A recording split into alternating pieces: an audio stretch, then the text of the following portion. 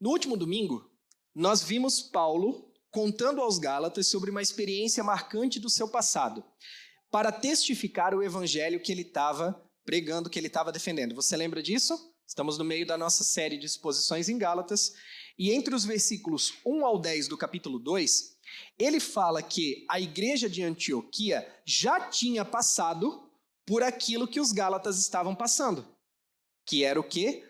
A necessidade de serem circuncidados para que fossem salvos. Então ele traz esse episódio ali, fala para eles sobre essa experiência do passado, e ele conta ainda que ele teve que ir para Jerusalém para ter essa situação resolvida. Aí ele vai nos dizer que quando chegou lá, ele apresentou aos apóstolos originais, Pedro, Tiago e João, aquilo que ele chama de o evangelho da circuncisão. E ele foi então aprovado para continuar pregando esse evangelho o evangelho da incircuncisão, e ele foi aprovado para continuar pregando esse evangelho pelos apóstolos que pregavam o evangelho da circuncisão. Eles falaram, olha, a mensagem de Paulo é a mesma que a nossa. O que ele prega é o evangelho de Jesus, só que para uma outra frente missionária, para um outro povo, com uma outra finalidade. Então, deixa eles permanecerem na incircuncisão. Eles não precisam se circuncidar para ser salvos. E nós vamos continuar com o nosso evangelho da circuncisão. Era o mesmo evangelho, não havia divisão, confirmando o que ele já falou no capítulo 1, só que com duas frentes missionárias, duas frentes de pregação, ok? Então, com isso, essa questão da circuncisão ficou resolvida, e ele fala que ele recebeu o aval dos apóstolos. Pois bem, hoje, avançando no texto, nós vamos ver a segunda parte dessa história, porque ao passo que ele terminou de contar o que aconteceu lá em Jerusalém, quando ele esteve lá, agora ele vai relatar o que aconteceu quando eles vieram de Jerusalém para Antioquia.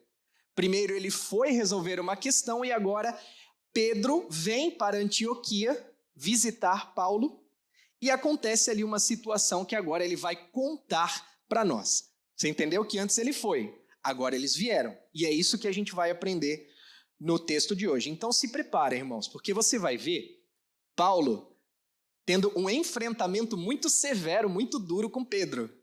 E Pedro era o grande apóstolo Pedro, uma das colunas da igreja de Jerusalém. Mas Paulo tem uma questão de confronto com ele, muito dura, que ele precisou fazer. E ele diz que praticamente assim, parafraseando, ele teve que botar o dedo na cara de Pedro, porque ele se tornou repreensível por alguma coisa. E aí nós vamos descobrir o que ele fez para se tornar repreensível, que é o que vai nortear todo o nosso estudo de hoje.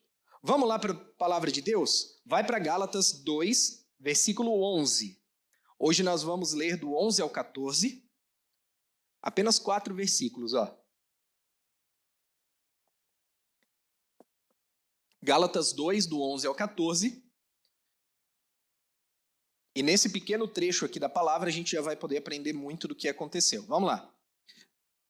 Paulo repreende Pedro. Quando, porém, Cefas veio a Antioquia, e Cefas aqui é Pedro, ok? Resisti-lhe face a face, porque havia se tornado repreensível.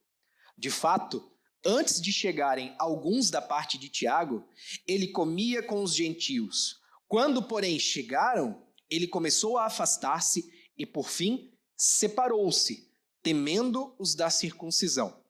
E também os demais judeus se fizeram hipócritas juntamente com ele, a ponto de o próprio Barnabé ter se deixado levar pela hipocrisia deles. Quando, porém, vi que não procediam corretamente segundo a verdade do evangelho, eu disse a Cefas, na presença de todos: se você, que é judeu, vive como gentio e não como judeu, por que você quer obrigar os gentios a viverem como judeus? Esse é o trecho que a gente vai trabalhar hoje. Um dos maiores desafios da nossa vida cristã não é apenas crer corretamente. Esse também, porque a gente tem que crer no que é certo, no que é verdadeiro, a gente tem que crer no verdadeiro evangelho. Mas um dos maiores desafios é também viver de maneira coerente e contundente com aquilo que nós cremos. Porque muitos dizem crer em Jesus, mas poucos realmente vivem conforme tudo que ele ordenou que devemos viver. Muitos dizem acreditar na mensagem do Evangelho, mas poucos permanecem fiéis a esse Evangelho quando o custo dessa fidelidade se torna alto demais. Aí, irmãos, tem gente que já não é mais tão crente assim. Quando o custo de permanecer fiel ao Evangelho se torna muito alto, alguns desistem. Quando o Evangelho nos faz perder prestígio ou ser julgados pelas pessoas, aí a fé de muitos já não acompanha as atitudes. Parece que há uma separação. Não, até aqui eu creio. Agora que começou a mexer com o meu prestígio, agora que começou a mexer com a opinião das pessoas a meu respeito, aí não, aí desse ponto eu já não sigo adiante, eu deixo o Evangelho para trás. E o que é isso, irmãos? Crer, mas não viver, ou viver diferente daquilo que se crê. Como é que é o nome disso? Hipocrisia. Crer em algo que você não vive, ou viver algo que você não crê, é hipocrisia. Só que essa problemática da hipocrisia não é nova. Ela acontece desde os tempos de Jesus. E foi exatamente isso que nós vimos acontecer no texto que lemos. Uma atitude hipócrita de Pedro que gerou consequências não só para ele, mas consequências sérias para quem estava próximo dele e que precisou ser repreendida e corrigida por Paulo, face a face. Olho no olho, como tem que ser. Então, irmãos, esse é o nosso ponto de partida hoje, ok? A hipocrisia de Pedro diante da chegada dos outros irmãos que vieram lá de Jerusalém para Antioquia, beleza? Nós vamos partir desse ponto. E para facilitar o nosso entendimento, nós vamos extrair as lições bíblicas a partir de 4 pontos dessa mensagem. O primeiro ponto que nós vamos destacar é o conflito. E nós vamos ver isso do versículo 11 ao 12. Vamos começar aqui com o versículo 11. Ele vai nos dizer assim: quando, porém, Cefas veio a Antioquia, eu resisti-lhe face a face, porque havia se tornado repreensível. Paulo começa dizendo que, depois que ele foi para Jerusalém, e aí ele falou isso até o versículo 10, agora, quem tinha vindo até ele era Pedro. E essa poderia ser, irmãos, apenas uma visita normal de ministério e de comunhão. Tinha tudo para ser. Pedro foi a Antioquia, eles tinham feito uma boa comunhão em Jerusalém, e Pedro provavelmente disse: eu vou a Antioquia te visitar e vou lá ver pessoalmente aquilo que vocês estão vivendo entre os gentios. Esse evangelho que você diz para mim que prega para eles, eu quero ir pessoalmente conhecer. Talvez tenha sido isso que Pedro tenha falado, né? Aqui a gente está imaginando. Mas o fato é que ele foi para Antioquia. Pedro desceu de Jerusalém e foi até Antioquia, onde Paulo estava. E tinha tudo para ser um momento normal, compartilhando momentos à mesa e tudo mais, exceto se não fosse por um detalhe crucial, que mudou tudo nessa história. Paulo precisou resistir a Pedro face a face. Ele fala no versículo 11, quando Pedro veio a Antioquia, eu resisti-lhe face a face. Essa expressão, resistir face a face, se a gente for no original, ela significa que Paulo o confrontou de maneira direta. Foi diretamente a ele, ou seja, não falou pelas costas, não enviou recados, o enfrentamento foi pessoal, olho no olho, cara a cara. E mais para frente, aí a gente vai chegar lá no versículo 14, nós vamos ver ainda que esse confronto aconteceu de maneira pública. Não foi no particular, não, Pedro, vem cá e deixa eu trocar uma ideia contigo. Não, o problema foi tão grave, tão sério, que isso se tornou público. Paulo repreendeu Pedro na presença de todos, publicamente, para todo mundo ver. E tem um propósito nisso, a gente vai descobrir mais para frente. Ok, mas por que Paulo precisou fazer isso? Por que Paulo precisou repreender a Pedro?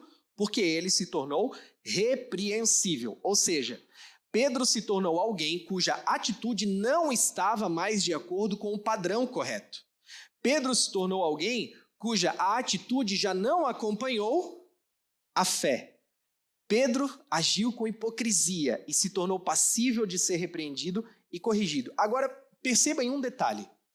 Paulo não diz para nós que Pedro se tornou alguém questionável. Paulo não diz para nós que Pedro se tornou alguém que talvez pudesse ser repreendido. Não, irmãos. Ele é muito categórico e claro em dizer que ele se tornou repreensível. Era certo, e novamente, se a gente for para o original do texto, essa expressão repreensível significa que ele se tornou condenado, passível de reprovação e alguém que caiu numa falta evidente. Olha a seriedade do que Pedro fez.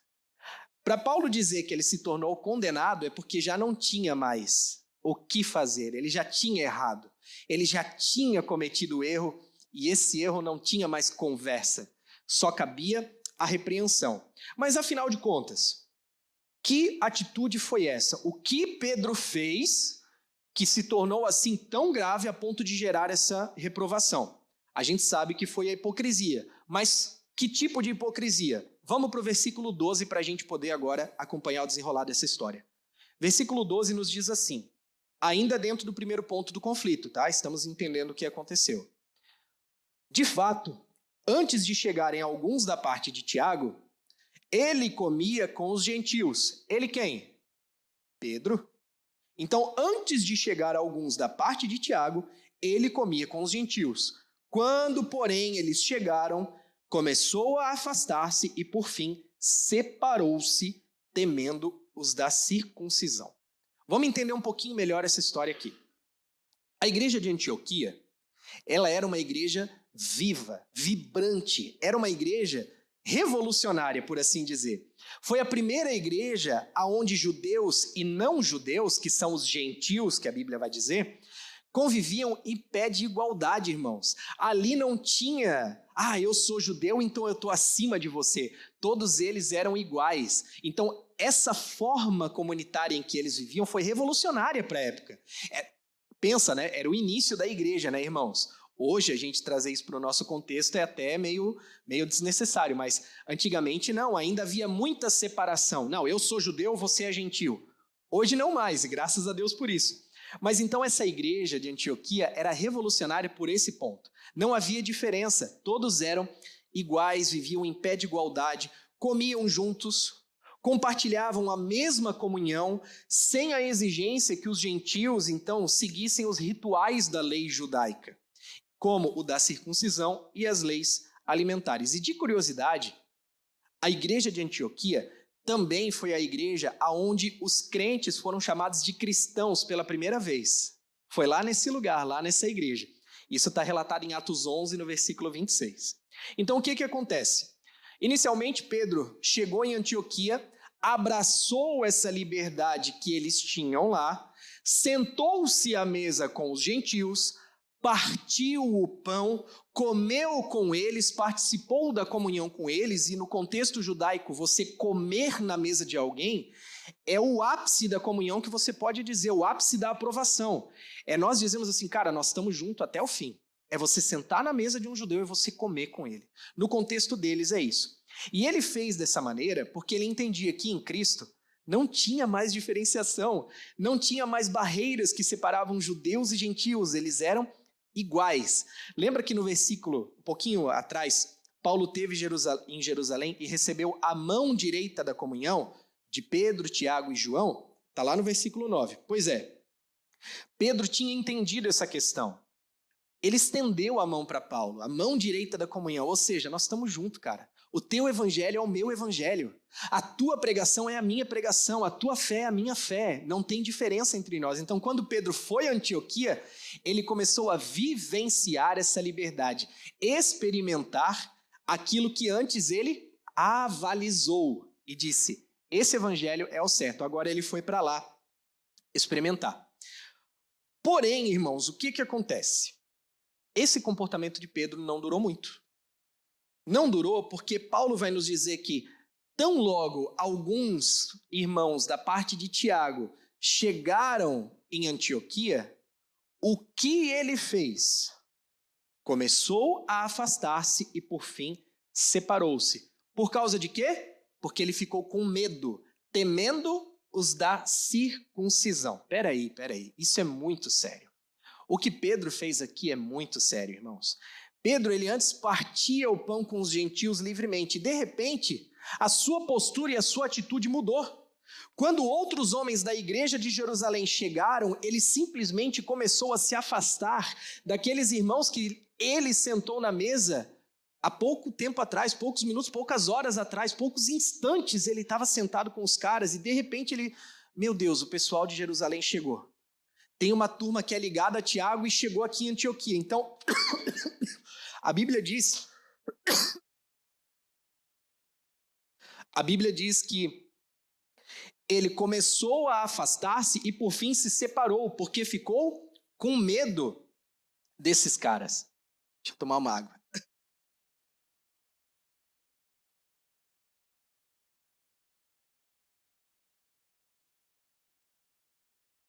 Liberar.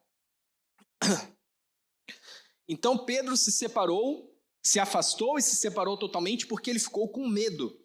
Pedro ficou com medo daqueles irmãos que Paulo chama de os da circuncisão, ou seja, esse grupo que chegou a Antioquia, que era da parte de Tiago, era um grupo mais conservador da igreja de Jerusalém.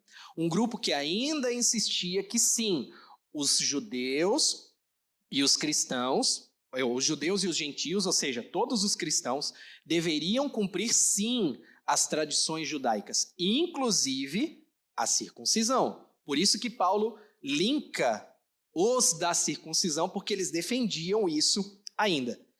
Também há de se considerar, irmãos, o fato de que esses homens que chegaram estavam de alguma forma ligados a Tiago. E Tiago era o apóstolo que presidia o conselho de Jerusalém. Quando Paulo esteve em Jerusalém tratando daquela questão do evangelho, circuncisão, não circuncisão, quem presidiu essa reunião, esse conselho, foi Tiago. Então, tudo isso certamente aumentou ainda mais a pressão sobre Pedro e o peso da sua decisão de se afastar dos gentios. Então, agora, a pergunta para nós é: o que Pedro realmente temeu? Porque ele ficou com medo deles ou não? A Bíblia diz, temendo os da circuncisão, mas e ele temeu? Pedro temeu a opinião das pessoas a respeito dele. O medo da opinião dos outros fez com que Pedro, a rocha, conhecido como a rocha, vacilasse. O medo da opinião dos outros. Ele sabia da verdade. Deus havia lhe ensinado que não tinha mais distinção entre judeus e gentios, circuncidados ou incircuncisos, pois todos eram apenas um em Cristo Jesus. Mas o medo de ter a sua reputação abalada e o seu nome manchado falou mais alto do que a sua fidelidade ao evangelho naquele momento. Irmãos, Pedro, ele era o cara em Jerusalém. Paulo vai dizer que ele era uma das colunas da igreja. Então ele era um homem de prestígio, sim ou não? Sim, Pedro era um homem de prestígio. E esse prestígio... Meu Deus, hoje está difícil. Esse prestígio, na cabeça dele, foi colocado em jogo quando os seus irmãos de Jerusalém, linkados a Tiago, que era o presidente do conselho, chegaram. Então, possivelmente ele pensou assim, meu Deus, o que eles vão pensar e o que eles vão falar de mim se me verem sentados na mesa dos gentios? Porque era o grupo que era a favor da circuncisão. Certamente eles vão me detonar, certamente eles vão levar essa decisão para o conselho, certamente eu vou ser chamado a atenção, mesmo Pedro sendo o grande Pedro. Então tudo isso pesou na mente dele.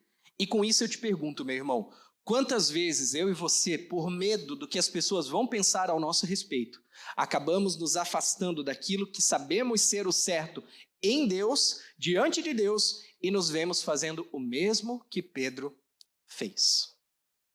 Por exemplo, você está numa roda de amigos no trabalho, na faculdade ou na academia e de repente todos começam a falar sobre algum assunto imoral perto de você.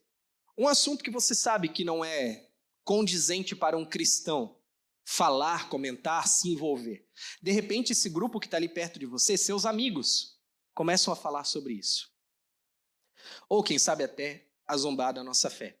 Dentro de nós, a gente sabe que aquilo não agrada a Deus. O Espírito Santo fala para nós. Mas ao invés de nos posicionarmos, a gente se cala. Por quê? Porque a gente tem medo de ser julgado e tem medo do que vão pensar a nosso respeito. Ou ainda, você está num almoço de família, com seus parentes, e alguém começa a falar mal da igreja. Começa a criticar culto, começa a falar mal de pastor, começa a falar mal de igreja, faz, sabe, aquele discurso que você já conhece. E em vez de você defender a verdade daquilo que você vive, em vez de você defender o seu posicionamento e dizer, não, peraí, cara, isso que você está falando a respeito da igreja não é verdade. Isso que você está falando a respeito do evangelho não é verdade. Eu vivo isso, eu sei como é, não é. Ao invés de a gente tomar essa posição de defesa, o que a gente faz? A gente se cala. Ou a gente finge que não ouve. Deixa o assunto passar, sabe? Finge que não é com a gente. Deixa eles falar. Por quê? Porque a gente tem medo de que as críticas recaiam sobre nós. Do mesmo jeito que estão criticando a igreja, estão criticando o evangelho, vão criticar a gente se a gente sair em defesa desse evangelho. Não é isso que se passa na nossa cabeça? É claro que é. E aí a gente percebe, irmãos, que o problema de Pedro também é o nosso problema muitas vezes. Nos preocupamos mais com a aceitação das pessoas do que com a aprovação de Deus. O problema de Pedro muitas vezes se torna o mesmo problema para mim e para você. Nos preocupamos mais com a aceitação das pessoas do que com a aprovação de Deus. Assim como Pedro, nós temos medo do que vão pensar a nosso respeito, mas não temos o mesmo receio do que Deus vai pensar sobre nós. Nós não temos receio do que Deus vai pensar a nosso respeito por causa da nossa omissão, da nossa falta de convicção, da nossa falta de posicionamento. Isso nós não temos receio, mas a gente tem receio sim do que vão pensar, de saber que a gente é crente. O que vão pensar se a gente começar a defender a igreja? O que vão pensar se a gente começar a dizer que a gente não falta culto? Que não, todo domingo a gente vai para a igreja. Nossa, mas todo domingo você é bitolado, hein? Você é noiado na igreja. A gente tem medo do que vão pensar. E eu preciso te falar a verdade sobre isso. Quando nós fazemos essas coisas, ou não fazemos, né? Melhor dizendo, não nos posicionamos, não defendemos o evangelho que dizemos crer, sabe como nós estamos agindo? Nós estamos agindo covardemente como hipócritas da fé. Porque a gente vem para a igreja e aqui tudo é bonito. A gente vem para o culto e aqui tudo é lindo. Deus, eu te entrego a minha vida. Senhor, o meu coração é teu. Não há outro que eu queira adorar além de ti. Tu és digno de tudo. A gente canta, né?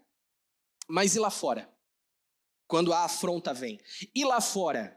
Quando a nossa fé é colocada em jogo diante de nós. Como nós agimos? Se não defendemos aquilo que cremos, somos meros hipócritas do evangelho. Precisamos defender aquilo que cremos, irmãos. O evangelho, ele é uma boa notícia, mas é uma boa notícia que precisa ser pregada e defendida por mim e por você. Não dá para a gente se acovardar e falar de Jesus, falar de igreja, convidar para o culto só para quem é legal com a gente. Não, eu vou falar com esse porque esse eu sei que vai me ouvir, esse eu sei que vai aceitar vir na igreja. E quando falarem mal, aí você não fala nada? Aí você não defende? Aí você não se posiciona? Daí você deixa de ser crente? Quando o evangelho, eu não estou falando de ataque à igreja cultura cristã, tá? Não quero que você... eu vou defender agora a bandeira da cultura cristã. Não é isso, eu estou falando de defender o evangelho. Quando o evangelho está sob ataque, quando estão falando mal de Deus, quando estão falando mal da Bíblia, mal da cruz, como que eu e você reagimos a isso? Será que a gente faz Peraí. Você não vai falar mal de Jesus na minha frente, cara. Porque eu sei de onde ele me tirou. Eu sei o que ele fez na minha família. Eu sei o que ele fez na minha vida. Ou vamos nos acovardar e dizer, deixa eles falarem. Eles não sabem o que fazem, né? A oração de Jesus, né? Será que agimos dessa maneira? Como hipócritas que não defendem aquilo que creem? Ou vamos sim defender o evangelho que professamos e dizemos amar? Pessoas que dizem crer, mas não vivem o que creem. Pessoas que dizem amar a Jesus, mas não são capazes de defender o evangelho da cruz. Meramente hipócritas. E essa foi a definição que Paulo deu para a atitude acovardada de Pedro diante daqueles homens que chegaram de Jerusalém para Antioquia.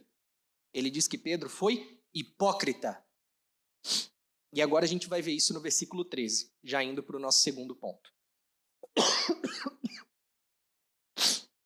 Pode projetar para a gente o ponto 2?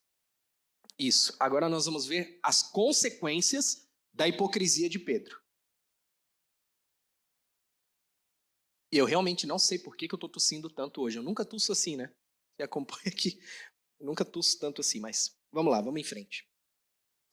Versículo 13 agora, Paulo vai nos dizer: e também os demais judeus se fizeram hipócritas juntamente com ele, a ponto de o próprio Barnabé ter se deixado levar pela hipocrisia deles.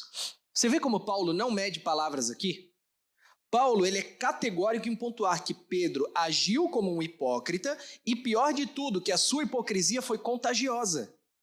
A hipocrisia de Pedro não ficou nele, contagiou outros irmãos. E o versículo 13 ele é muito trágico nesse sentido, quando ele diz que por causa de Pedro, outros judeus também caíram na hipocrisia, inclusive Barnabé.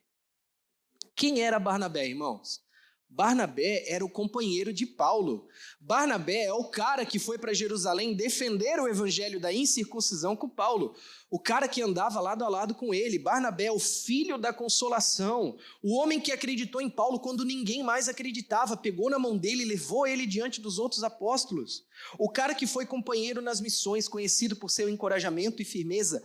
Até mesmo ele se deixou levar pela hipocrisia de Pedro e acabou caindo junto nesse mesmo pecado.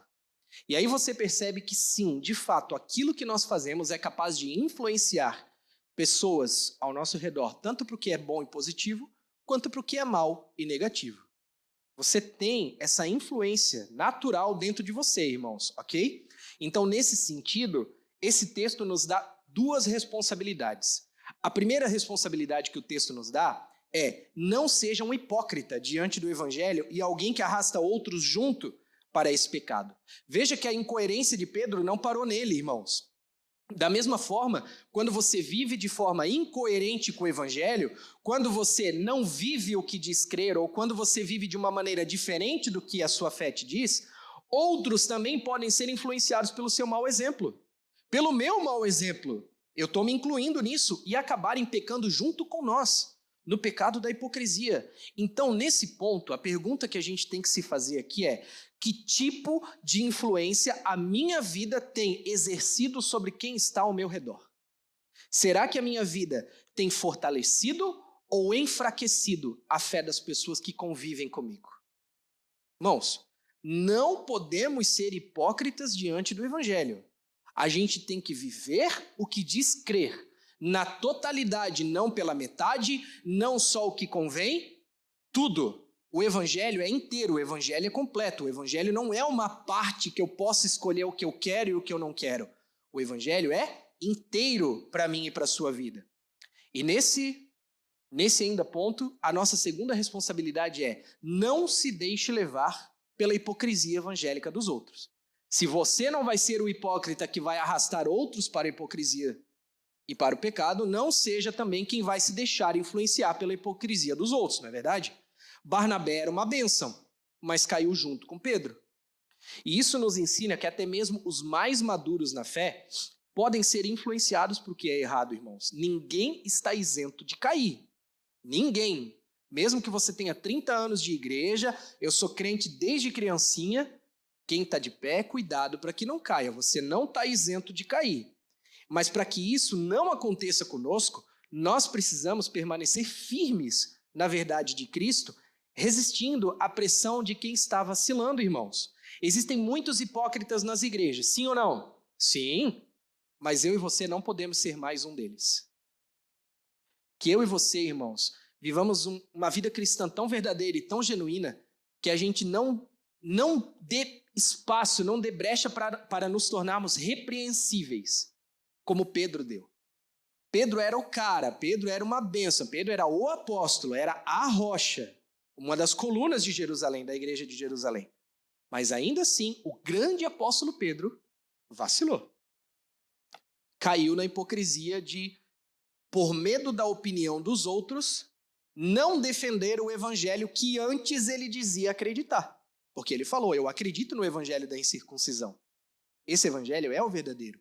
Mas quando chegou na hora do vamos ver, quando chegou na hora de defender aquilo que ele dizia crer, aí Pedro arregou.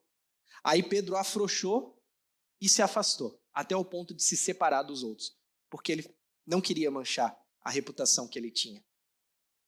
Então, a pergunta que fica aqui é, o que eu tenho seguido, a verdade do evangelho ou a opinião e o comportamento dos outros? Que eu e você possamos ser esses cristãos que nunca arrastam outros para a hipocrisia e nem se deixam arrastar por eles, mas que a gente esteja sempre firme na palavra de Deus, mesmo que todos à nossa volta já tenham abandonado a palavra. E dessa forma, então, a nossa vida vai ser um canal de influência para o que é justo, santo, verdadeiro e fiel às Escrituras. Amém? Glória a Deus. Vamos adiante? Nosso terceiro ponto, agora já vimos o conflito, vimos a consequência, agora a gente vai ver a repreensão, como que isso aconteceu. Versículo 14. Quando, porém, vi que não procediam corretamente segundo a verdade do Evangelho, eu disse a Cefas, na presença de todos, se você, que é judeu, vive como gentio e não como judeu, por que você quer obrigar os gentios a viverem como os judeus? Veja que diante desse cenário caótico que estava aquele ambiente, e você imagina como não estava conturbado aquele local, Paulo não se calou. Paulo diz que Paulo diz que quando ele viu que aqueles homens estavam agindo como hipócritas, ele mesmo repreendeu Pedro sobre isso. Você vê que ele não repreendeu os homens que estavam agindo com a hipocrisia? Ele repreendeu Pedro. Ele foi na causa do problema. Ele diz, foi por sua causa que eles caíram na hipocrisia também. Então, quando ele percebeu que a hipocrisia de Pedro estava se espalhando como um vírus entre os outros irmãos, ele entrou em cena com uma reação firme e imediata. Não mandou recado, não fez reunião de portas fechadas e nem falou pelas costas. Ele fez o que ele havia dito lá no versículo 11, nosso primeiro versículo de hoje. Resisti-lhe face a face porque tinha se tornado repreensível. Ou seja, ele exortou e confrontou diretamente a Pedro por causa da sua hipocrisia. Cara a cara, olho no olho, e ele disse, na presença de todos, se você, que é judeu, vive como um gentio, por que você quer obrigar os gentios a viverem como judeus? Não faz sentido isso que você está querendo impor para eles, irmãos. Pensa num cara corajoso, era o tal do Paulo. Sim ou não? Claro, ele foi lá e fez o que precisava ser feito, irmão. Só que uma atitude dessa exigia coragem. Ele não estava diante de qualquer um, ele não estava diante de qualquer irmão, ele estava diante do grande apóstolo Pedro, um cara que, além de ser um dos líderes da igreja, era um cara que tinha caminhado lado a lado com Jesus, viveu lado a lado com Jesus, dormiu com ele, comeu com ele, sabe, viveu o ministério junto com ele. Esse cara era quem Paulo precisava repreender. Porém, mesmo com todo esse gabarito apostólico, Paulo não arregou. Ele foi lá e fez o que precisava ser feito. Confrontou a atitude hipócrita de Pedro, nos mostrando que a sua preocupação não era com a sua reputação. Paulo não estava preocupado com a sua reputação como Pedro estava. Pedro, sim, ficou com medo do que iam falar. Mas Paulo não. Paulo, ele não queria preservar a própria imagem e nem se preocupou se Pedro ia gostar do que ele ia falar ou não, irmãos. Ele foi lá e falou, repreendeu, porque a sua preocupação era com o que realmente estava em jogo. A verdade de conduta do evangelho e a unidade da igreja que estava sendo minada, contaminada por causa da atitude hipócrita de Pedro. E agora vemos que as palavras ditas por ele lá em Gálatas 1:10 são realmente verdade e fazem ainda mais sentido, né? Ele diz no versículo 10, por acaso eu procuro agora o favor das pessoas ou o favor de Deus? Procuro agradar pessoas? Se eu ainda estivesse procurando agradar pessoas, eu não seria servo de Cristo. Quem falou isso foi Paulo. E mais à frente ele vai provar que essas palavras eram verdade na sua vida. Com isso, então, irmãos, eu te pergunto, será que eu e você temos essa mesma coragem de Paulo para defender a verdade do evangelho, mesmo que isso signifique confrontar de uma forma direta um irmão, um amigo ou até mesmo um parente? Ou será que nós temos o mesmo medo de Pedro?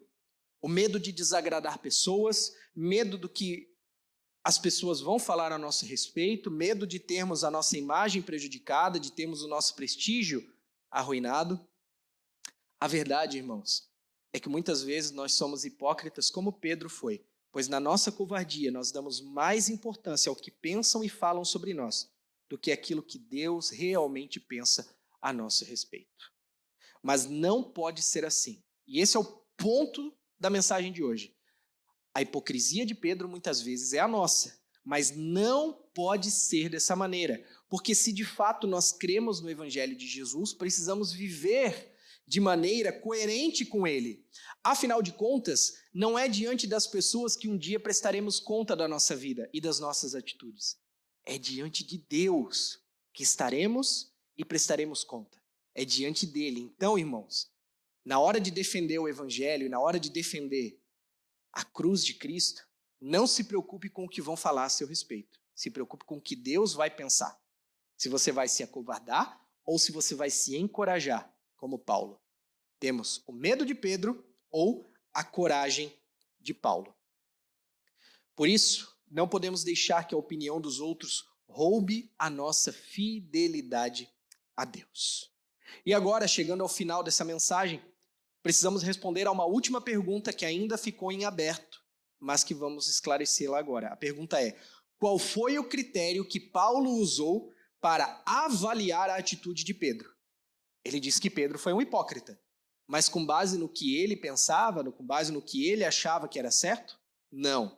Vamos novamente para o versículo 14, e agora a gente vai chegar no quarto ponto, ainda dentro desse versículo 14. Ele vai nos dizer assim: quando, porém, vi que não procediam corretamente segundo a verdade do Evangelho, eu disse a Cefas na presença de todos. Qual foi o critério que Paulo usou? A verdade do Evangelho. Esse é, irmãos, o critério, esse é a régua absoluta que eu e você temos que usar para medir as nossas ações e as nossas condutas e as ações e as condutas de quem talvez precise ser repreendido. É o Evangelho, não é o que você acha, não é o que você quer, não é o que você pensa que é certo, é o que a Bíblia diz que é certo. Se feriu a palavra de Deus, se feriu o Evangelho, tem que ser repreendido. Não é uma opção. Não é. É uma atitude que eu e você temos que ter. Tem que ser repreendido. E se o Evangelho é a medida perfeita para as nossas vidas, então nós precisamos nos perguntar com sinceridade: estamos andando alinhados com esse Evangelho ou já nos desviamos da sua direção e talvez nem percebemos? E aqui eu finalizo te deixando um encorajamento e uma instrução. Você deseja viver um cristianismo verdadeiro? Eu sim, eu desejo. Você deseja ser um cristão genuíno que pratica as verdades do Evangelho no seu dia a dia? Eu sim, eu também. Então, meu irmão, você precisa colocar Cristo no centro de tudo na sua vida. Porque Cristo é o próprio Evangelho que se fez carne e viveu entre nós. Ele é a própria boa notícia viva para o mundo. Deixe que Cristo molde as suas atitudes, as suas palavras, as suas escolhas. Não viva para agradar pessoas, irmãos. Viva para agradar a Deus e fazer a vontade dele. Viva para obedecer a palavra de Deus, seguir a Cristo e refletir a sua verdade a cada momento do seu dia a dia. Somente assim, eu e você seremos cristãos coerentes, íntegros e capazes de influenciar outros a também viverem as verdades do Evangelho. E não uma fé hipócrita, que na primeira oportunidade que tem de arregar e se calar, assim faz. Amém? Glória a Deus. Quero chamar a banda aqui comigo novamente. Pode subir o Léo, a Tiffany, a banda. Não sei se o Arthur vai subir. Não? Ok. Concluindo a nossa mensagem de hoje, hoje nós vimos através desse relato que o evangelho não aceita hipocrisia, irmão. Não dá para a gente ser cristão pela metade. Não dá para a gente ser cristão só no domingo. A gente tem que viver um evangelho sem hipocrisia. Esse é o tema de hoje, evangelho sem hipocrisia. Ele não pode ser apenas uma ideia, mas uma verdade que vivemos e defendemos, não importa o custo que isso nos exija. Então, o que vimos acontecer em Antioquia entre Paulo e Pedro é o reflexo das nossas próprias lutas diárias, irmãos. É o que eu e você passamos no dia a dia. A tentação de ceder e a coragem de repreender. E ao longo do texto nós percorremos um caminho de 4 pontos, onde a gente viu o conflito, a gente viu as consequências, a gente viu a repreensão e a gente viu o critério, ou qual foi a régua que Paulo usou para medir as atitudes de Pedro. Diante de tudo isso que aprendemos, eu deixo aqui 3 aplicações finais para as nossas vidas. A primeira aplicação é: examine se existe alguma área da sua vida em que você tem cedido ao temor dos homens. Nossa, nessa área eu tenho me preocupado mais com a opinião das pessoas do que com a aceitação de Deus. Segundo ponto, segunda aplicação é: analise se a sua conduta tem edificado ou arrastado outros para longe do evangelho. Lembre-se da influência que você pode exercer. Então essa é a pergunta. Analise se a sua conduta tem edificado a fé de outros ou arrastado eles para longe do evangelho. E terceira aplicação é: decida hoje viver a verdade do evangelho para que a sua vida seja um reflexo fiel da graça de Deus que eu e você proclamamos toda semana como cristãos. Amém? Que o Senhor nos ajude a viver em retidão e verdade com o evangelho de Cristo. Vamos orar? Feche seus olhos por um instante.